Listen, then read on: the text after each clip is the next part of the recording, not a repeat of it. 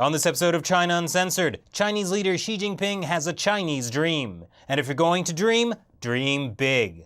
Like the size of New England big. Hi, welcome to China Uncensored. I'm your host, Chris Chappell. China has already begun working on what will be the largest city in human history. And they call it Jing-Jin-Ji. Jing-Jin-Ji would knit together three distinct geographical areas that span 82,000 square miles.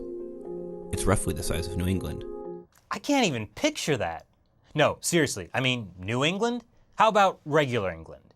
Actually, it's much bigger than the entire regular England.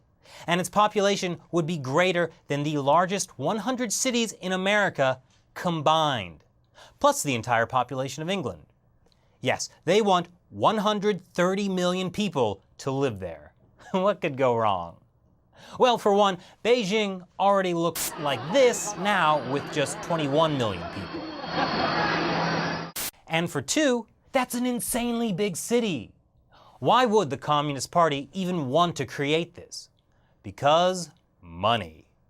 They want to help the economy of northern China keep up with the more prosperous south. To do this, the government plans on doing some serious social engineering. Beijing will be the center for politics, culture, and technology. Tianjin, with its valuable port access, will focus on research and manufacturing. Hebei well, it seems no one really knows what Hebei will do. But for this plan to work, there are some serious problems that need solutions. First of all, where do you put 130 million people? As it is, living in Beijing is next to impossible. Real estate prices are already so high that the average worker will never be able to own a city home in their lifetime. So people will move into one of the many apartment complexes being hastily built.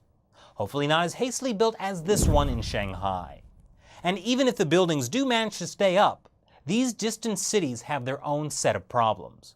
Schools are overcrowded, sometimes 65 kids to a class.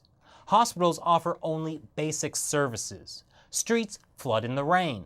One city in Hebei has grown so quickly that it has 700,000 people, but no bus terminals, no movie theaters, and only 2 tiny parks.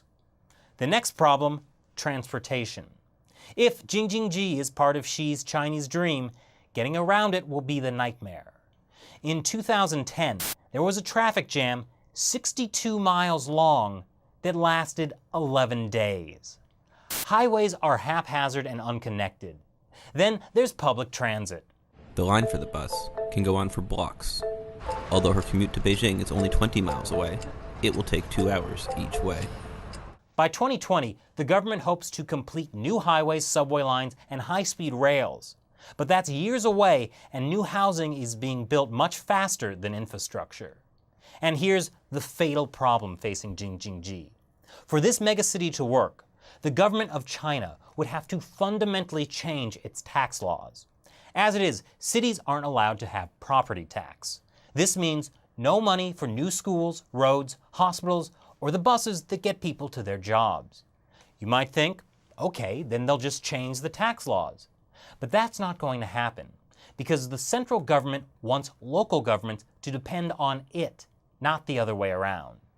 The Communist Party is like Bowser, king of the Koopas. Sure, it likes embarking on large-scale construction projects, astronomical military spending, and new innovative transportation schemes. But at the end of the day, how much does it really care about the well-being of individual Goombas? So, what do you think about China's plan to build the biggest city in human history? Leave your comments below and subscribe for more episodes. Once again, I'm Chris Chappell. See you next time. Now, if you've been following me on Facebook, you might have guessed it. I've been planning an interview with the man himself, Chinese leader Xi Jinping. But just because it would be stupid doesn't mean it won't happen. You see, US firms want access to the Chinese internet market before homegrown companies can develop and squeeze them out.